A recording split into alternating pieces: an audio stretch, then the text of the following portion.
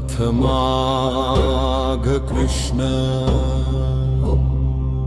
पंचमी नागस्तुती। अथ माघ कृष्ण पंचमी नागस्तुती। ध्यानं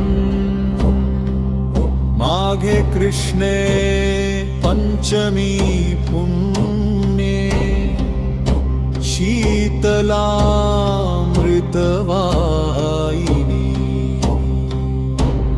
नागलोकप्रसादेन स्मरामि भुजगाधिपम्।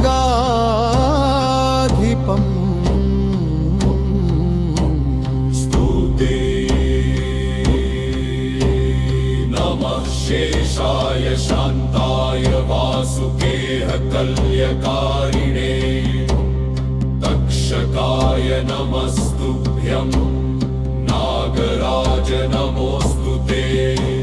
अनन्ताय अनाद्याय भूमिधारकरूपिणे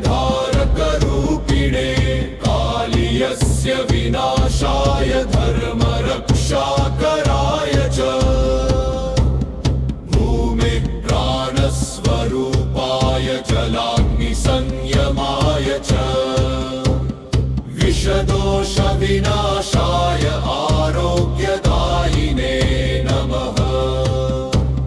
सर्पभयहरं देव सन्तानसुखदायकम् ग्रहदोषप्रशमनं कुरु नाग नमोऽस्तु ते।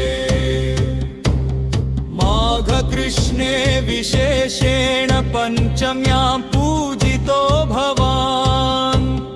कुलं क्षेत्रं च रक्षस्व धनधान्यविवर्धनम् नागलोकप्रसादेन शान्तिं देहि चिरं प्रभो। कर्मबन्धविनिर्मुक्तिं भक्तिं च स्थिरतां कुरु। फलश्रुती इति लेखरञ्जन प्रोक्ता नागस्तुतिर्मनोरमा। यः पठेत् श्रद्धया नित्यं सर्वभयात् समुच्यते।